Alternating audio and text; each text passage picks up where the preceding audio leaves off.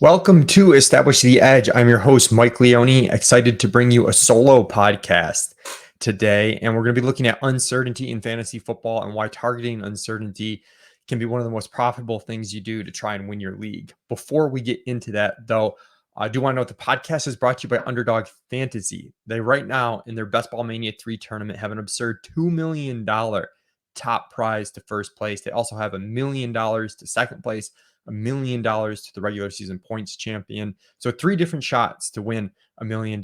Right now, we have full best ball rankings for Underdog up on Establish the Run. And more importantly, if you use promo code ETR when you sign up, they're going to match your first deposit up to $100. So unbelievable contest, great deal to get your free $100.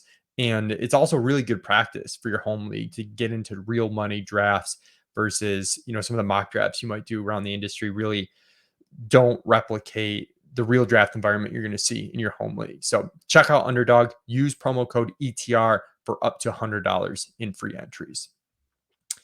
Back to today's topic, which is uncertainty in fantasy football. I think the general fantasy football player, the more casual fantasy football player, has a natural tendency to want to rely on something really tangible when they make a draft selection. So especially when we get out of the first couple rounds can be kind of easy because it's all the top guys. There's not a whole ton of room for extra profit. When we get into the third round and beyond, players want to see a past production profile. They want to see a lot of projectable volume. And those things, you can see where they make sense, but ultimately it's pretty flawed to draft player like solely on past production, solely on what their projectable volume looks like. And people tend to shy away from players where there's more uncertainty, where the situation has changed around them, or where that player maybe hasn't shown, maybe they've shown the talent, but they haven't shown the past production yet to, deem them worthy of a 4th round pick or whatever. And people tend to shy away from those players because they want that tangible thing they can grasp when they're drafting their players. But there's a lot of flaws in that approach. Something, if you listen to the off season's projections podcast special with Ben Gretsch, the way we define this is the natural tendency for casual players is to draft players that could be small hits and possibly big misses, when in reality, if we target uncertainty, we can draft players that maybe are small misses but have the potential to be big hits. And that's really what we're after. And the reason why the tangible approach for the average fantasy player is flawed is, one, generally, if we've seen someone like, let's say, Keenan Allen's a tough one because I think the offense has changed in the Chargers, so he's a little bit different. But let's say this was Keenan Allen, maybe like, without the juiced up Staley offense. He would be someone we'd want to avoid because it's a really volume dependent wide receiver. He's got the pass production profile, but there's not really any room for upside beyond that. He's starting to age a little bit. If we draft him based solely on his production relative to the other wide receivers in the draft landscape, he's probably a top 10 wide receiver, but he's never going to be a top 3 wide receiver. And all these players are generally riskier than they appear. I tend to think of Nicholas Taleb and his barbell approach that he talks about in the book Anti-Fragile, if you haven't read that yet. And his point is, a lot of people, if you imagine a barbell, you've got the 2 big sides and then the narrower middle, longer middle. A lot of people spend time in the middle, and that middle section is the trap section. And the reason why it's a trap section is you're not getting the upside reward of the very riskier end, but you are probably unknowingly taking on as much risk as you are on the upside end. That's because of tail events. And in the NFL, there's so much chaos and whatnot, guys falling off age cliffs, guys getting hurt, different teammates around them, maybe coming out of nowhere and taking some of the projectable volume that we thought was going to be for the player that we drafted. And so in some ways you want to avoid that middle. And that's why those picks are riskier, because you're not getting the payoff, the big time payoff, but you're taking on more risk than it seems on face value. Whereas if we lean into uncertainty, the profit potential is so much larger because we're paying we're getting a discount because we haven't seen the upside yet. We haven't seen what the production profile looks like yet. And if you look at past league winners, and this podcast is going to focus mostly on wide receivers, I think That's the position this year where I see it most, but we'll touch on a couple running backs. But if you look at the past few years, some of the league winners, Cooper Cup last year, Stephon Diggs, and Keenan Allen a couple of years ago, what do they all have in common? Quarterback switches, big changes in quarterbacks, changes in coaches, changes in offenses. And those guys hit a level that they hadn't previously. And some of those guys came at big discounts because of the uncertainty of their situation. So instead of the market saying, hey, maybe there's some upside here we haven't seen, the market was like, oh, we better stay away from these players because we don't know what's going to happen. The quarterback play is probably going to be worse. Like in the case of Stephon Diggs, turned out to be a lot better. And some of these situations are unique. I'm not saying they're exactly repeatable, but the Cup one's really good one. It was a good offense, and you go from Jared Goff to Matt Stafford, and all of a sudden he explodes. And I think Cooper Cup had more upside than Robert Woods last year, but I think Robert Woods was a good pick too for the very same reasons, just a little bit worse of an individual upside profile. And then some of the other league winners 2 years ago, Justin Jefferson, Jamar Chase last year. No surprise, it's rookies. It's guys that haven't done anything yet, that have a really low floor because we don't know where the playing time is going to be. We don't know how good they're going to be at the NFL level. But when they hit, they can hit in such an extraordinary way because that talent could be really high and they can just earn that volume as a result of their talent. And that's really not priced into the draft cost. So younger wide receivers tend to be really profitable picks overall. And one thing I want to step back and look at here, you can't just draft all players in uncertain situations. So you do need to think through critically a little bit. And that's why I think the projections work we do with the established to run season long projections, which help to funnel and feed to our rankings, help a ton. Basically, we're giving guys a base scenario, which is like your projectable volume, which it does still matter. But we're also looking at an upside case and kind of like the odds that this player might hit this upside, or maybe the odds they fall off a cliff. And having those projections really give you a framework because we still need to be price sensitive. If Stephon Diggs, the year he got traded from Minnesota to Buffalo, was going in the 4th round, even though he delivered much better value than that, ultimately, I think he would have been a bad pick. I think we would have said, okay, we're giving him too much credit for his talent and we're not baking in the uncertainty of the new situation enough. Generally, what happens is the opposite, though. He goes in the 7th round and the risk reward is totally flipped. So we do need to be price sensitive. And I do think projections help to ground us because if we don't have projections, we don't have any sort of framework, it's really easy to talk ourselves into just anyone.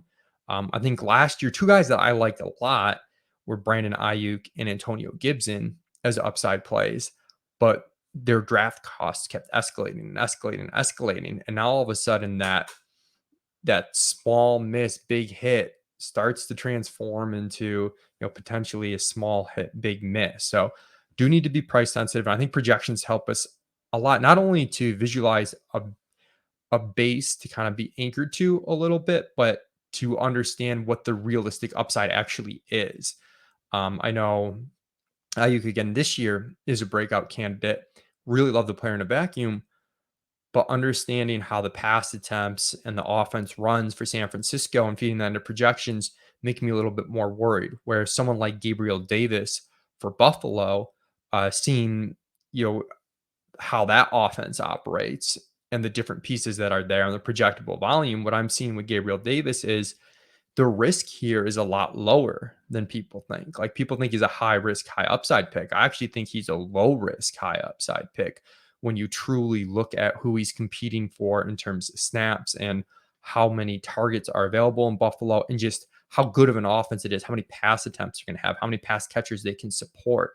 So there's a really big difference between, Stephon Diggs and Gabriel Davis both going early and Deebo Samuel and Brandon Ayuk and George Kittle going early. So I do think the projections matter quite a bit. So let's look at some situations that I want to lean into this year in terms of uncertainty. The first one for me is Kansas City. Their pass catchers in particular. Kansas City is if you look at their average team total for the season, there's a tier 1 that's like a full point above everyone else, essentially. And that is Kansas City, Buffalo, and Tampa Bay.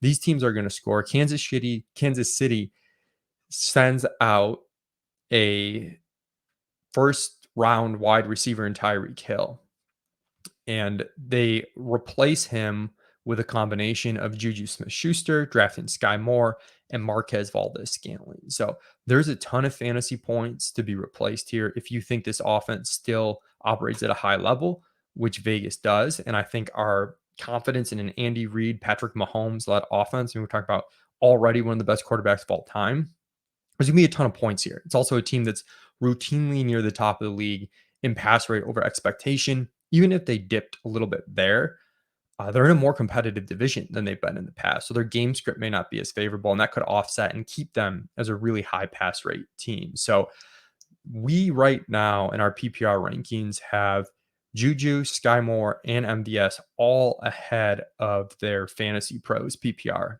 ADPs. The one we have most ahead is Juju Smith-Schuster. I'm really excited for Juju. I think him in particular really resembles this uncertainty type thing.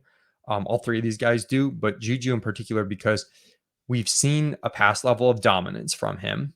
He's still in his peak wide receiver years, and the quarterback switch for him is massive. He goes from being overshadowed by Deontay Johnson in a Big Ben led offense that was, you know, it, it just had to operate a certain way because of Ben's lack of arm strength and lack of talent. So the shift from Big Ben to Patrick Mahomes is massive. I think Juju here probably going to run so many routes for Kansas City that when you're talking about him at wide receiver 34, which is a wide receiver 3, the risk is really mitigated, where just from being out there in this offense, he should be fine.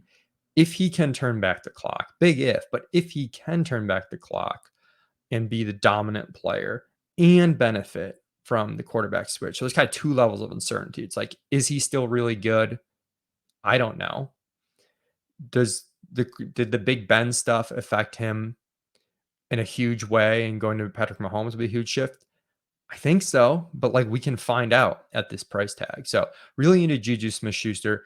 MVS has a little bit of the uncertainty too, where he's played with Devontae Adams before. I'm still just concerned that his target earning potential is capped. Whereas for Juju, I mean, Juju could be a 25% target share guy. Don't see that in the range of outcomes for MVS. MVS is more like, to me, you're hoping that he's an 18 to 20% target share guy, which would be a leap for him, and that he's pretty efficient on those targets. So I'm not as into him. Sky Moore is the guy in the middle for us. We have him with a lower base projection than MVS, but that target earning potential for him could be really high. You know, it's a rookie prospect that we liked a lot, ends in a great landing spot. You know, if Juju isn't it, it could very well be Sky Moore earning a ton of targets. So like targeting Kansas City quite a bit, particularly Juju. Another team with a lot of uncertainty, we go to the Giants. And this is a team that goes from Joe Judge, really boring offense, not a creative coach, to Brian Daboll, who helped lead, the Josh Allen rise in Buffalo, an offense that's been really high in pass rate over expectation. The pace is going to be a lot higher. So again, if people are drafting the Giants based on past production, they're staying away from Saquon Barkley for injury reasons. They're staying away from the pass catchers because it's been a low volume, low efficiency pass offense. But those numbers don't really matter at all. And Kadarius Toney is the one that we're way ahead of ADP on. And like Juju, I think Toney gets the uncertainty in two ways.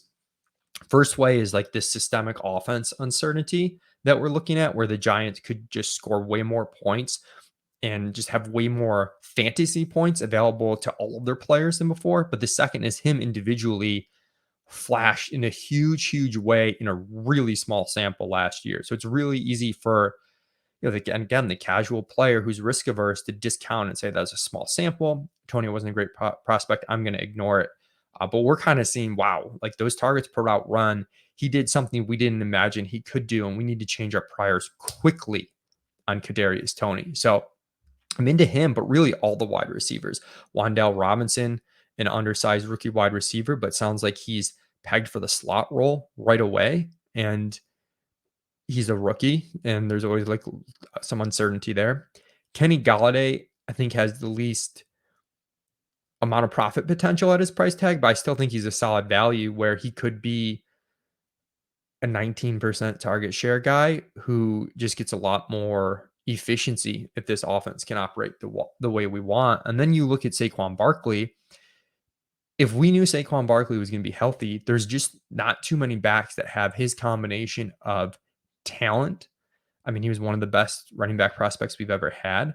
His combination of workload potential, he could play almost all the running back snaps. He can do all of the things. He can break the long run in those low value touches between the 20s. He's going to get goal line work, and he's going to get work in the passing game. So it just, and the team could score a lot more. Like, he would be a top 5 pick if people weren't super scared. We're still taking in, again, if he was a top 5 pick, that might be the point where I'm saying, okay, people are too confident here and over assuming that there's no health risk, over assuming the offense is going to be better. But you start getting into the back end of the second round, even the mid second round, he's the type of back that has the upside that you want. So pretty into Saquon Barkley. There's some younger players too that Anthony Amico had a podcast with me, 5 wide receivers that you need to target this year, 5 breakout wide receivers. And all those guys kind of fit the exact mold that we talked about. But, a few in general that we hit on that podcast: Gabriel Davis, Amon-Ra St. Brown, who's not getting enough credit, in my opinion, for his huge stretch at the end of the season where he basically had a floor of a 30% target share over a long stretch of games, which is insane. Chase Claypool, huge quarterback shift, past evidence that he could be a really high upside type of player. I don't want to go into those guys too much because we did the podcast, but make sure you fire that up because almost all those guys fit what we're talking about. Another team situation, though, Denver Broncos. Man, Denver, especially with Tim Patrick going down. I mean, we want to lean into the fact that one of these receivers could have a huge ceiling. They've got 2 talented receivers in Jerry Jeudy and Cortland Sutton. We lean Jeudy in our PPR ranks over Sutton. When we bake in ADP on some sites, and if it's like half PPR, Sutton might squeak ahead. The case for Jeudy is he's the type of player that could just demand so many targets and really just crush Sutton on targets and be a PPR monster. The case for Sutton is we've seen it even last year at times when Jeudy was out. He had some monster air yard games. He's a guy who can get downfield, and that fits well. Of course, I buried the lead. The reason why we're targeting the Denver wide receivers is just a massive switch at quarterback from Drew Lock / Teddy Bridgewater to Russell Wilson. Just huge shift in efficiency. We also get a new coaching staff. If this team can even be like a neutral pass rate team, a neutral pace team, the things for Russ in this passing game, like, again, some of these guys aren't going to pay off their price tag, but one of them could hit in a huge way. And that hit is more important than someone, failing their ADP by a couple of rounds. So really into Jeudy and Sutton. And then, I mentioned the rookies. We want to get in rookies and younger wide receivers. A few that I really like. Treylon Burks is the first one for Tennessee, where his cost right now is so low, where he could be a 0, especially in managed leagues. He could be a 0, and that's fine. Like, if he's going to go off outside the top 100, even let's say 90th overall, I mean, those picks in your draft, again, this goes back to kind of the barbell approach. The risk on those picks is way more than you think it is. The percentage of 7th to 10th round picks that are going to get dropped in your league at some point is huge. So I'm focused on the upside with Treylon Burks. And it's funny, he's a high risk, high reward prospect to begin with, which is why in Dynasty, some people have him number 1, some people don't have him, even as the second wide receiver. They have Drake London, they have Garrett Wilson, guys like that ahead of him. But he steps into a situation where we see the path to targets. We're not assuming he's just going to get AJ Brown level of targets, but the path is there. The talent is there from a prospect profile. He's got a decent quarterback in Ryan Tannehill, who's been able to support an efficient passing game at times, even though it's been a low volume passing game. So I'm really into him. And the other wide receiver, Drake London, we have ranked a little bit ahead. And London to me is a little bit lower risk than Burks, a little bit lower reward as well. He does have to compete with Kyle Pitts for targets, though having two good receiving options in an offense is not a bad thing because it's like just enough to take pressure off one another, but not too much that there aren't enough targets to go around. So London, first wide receiver off the board in the NFL draft, makes him a little bit less risky than Burks, and he's just gonna have to play right away. They lost Russell Gage, they lose Calvin Ridley to suspension, and the only reason he's not going higher is because he's a rookie and people don't know what he can do. I mean, that's what it comes down to. People don't know. There's not anything specific they're worried about. They just don't know. So they're not drafting him early when there's other players that they quote unquote do know about. So like Hunter Renfrow going off at wide receiver 32. We have him at wide receiver 39. I'm hard pressed to draft Hunter Renfrow ahead of Drake London and Traylon Burks, even though, Renfrow is more of a, there are some routes where he could be really good in PPR and in best ball leagues, but like in managed league, you're not going to get that top 10 type of season from Renfrow. You could get it from Burks or Tony. I also like Rondale Moore a decent bit. If you look at Arizona, I think there's some uncertainty there where Rondale, he disappointed in a lot of ways his rookie year. It seemed like it was wheels up for him early in the season. He made a few big plays and was going to get some opportunity. And then he really was used in this role where, I mean, his A dot was like historically low, even with a couple of those big, downfield targets factored in. The hope year two is like, what if they use him in more creative ways? We've got a DeAndre Hopkins suspension for 6 weeks. They did bring in Marquise Brown, but they lost Christian Kirk. We've got an offense that's pretty good, a quarterback that's pretty good. There's some routes to Rondale Moore getting off to a hot start. And if he does, even when DeAndre Hopkins comes back, he's going to have a role. So he's a prospect I don't want to give up on too quickly or too early. So at times, though, leaning into uncertainty, I can be hypocritical to an extent where there are some situations where I'm afraid to lean into the uncertainty or I think the market's overconfident in. One is Green Bay. And it's weird because they lose a top 2 fantasy wide receiver in Devontae Adams. They don't really have anyone to replace him. You would think a wide receiver should be going pretty early here. And that's what the market's decided a little bit with Allen Lazard. His ADP is not insane at wide receiver 45. We have him at wide receiver 52. We're ahead of his overall ADP because we're so high on drafting wide receivers in managed leagues, but positionally, we're pretty low on Lazard. We're very low on Christian Watson. We're even a little bit low on Romeo Doubs, who's gotten a lot of hype.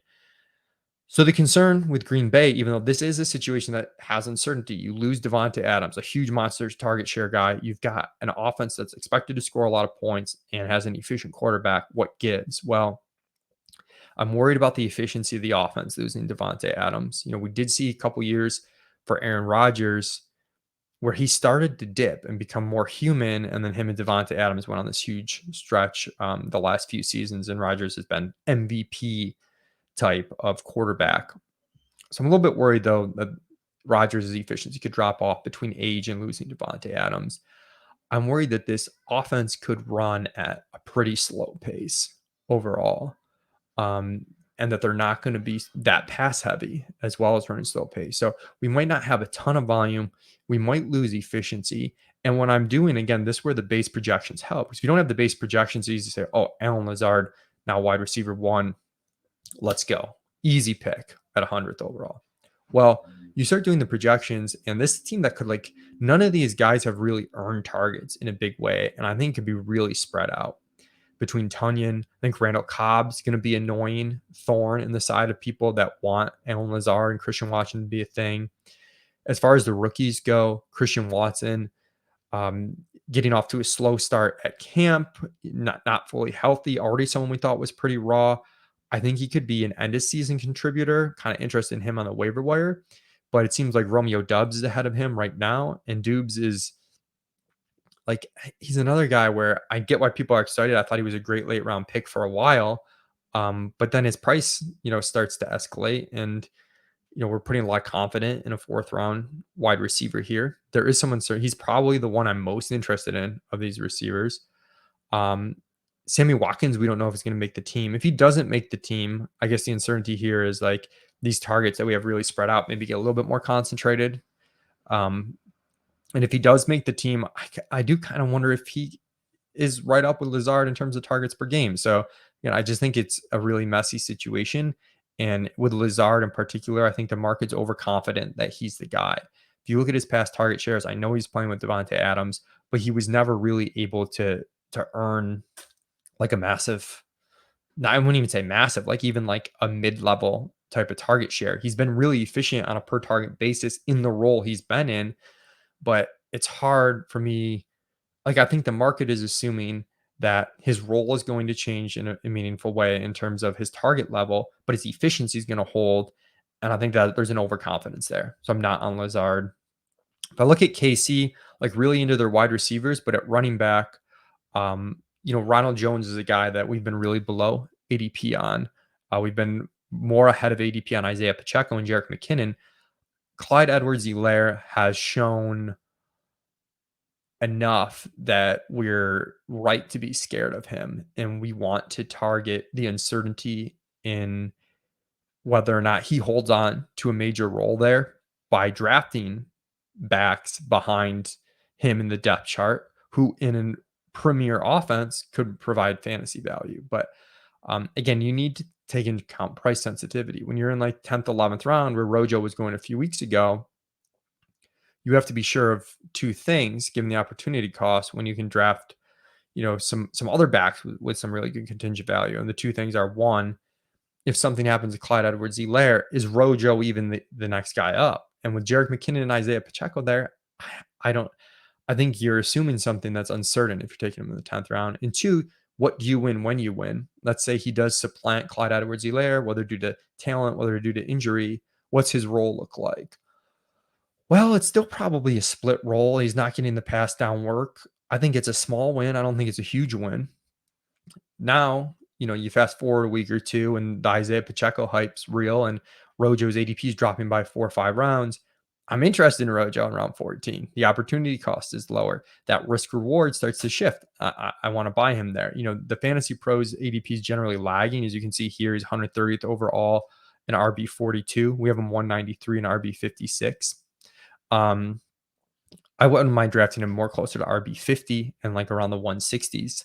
I think that's fine depending on need. And when you're drafting running back late too, like Isaiah Pacheco, I think you could leapfrog a handful of running backs if you're drafting pure upside.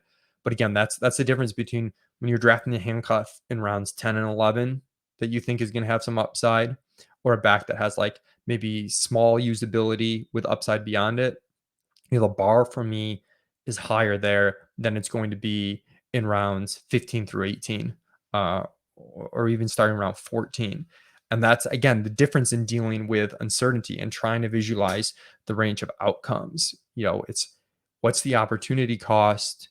What's the upside if this pick hits? What are the chances that upside hits? And I think we've identified a lot of players where if you look at those three things, they're in your favor at current ADP to, potentially give you some huge wins. So hopefully this podcast was helpful in teaching you to deal with uncertainty. Again, this is the Establish the Edge podcast. I'm Mike Leone. I host it every week. Please rate, review us on iTunes. If you're watching on YouTube, subscribe, throw us a like.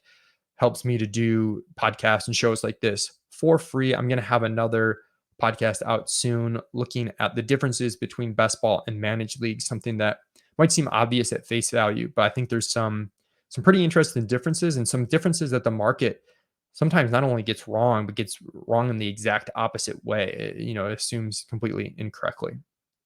All right. Thanks for tuning in, everybody. See you next time.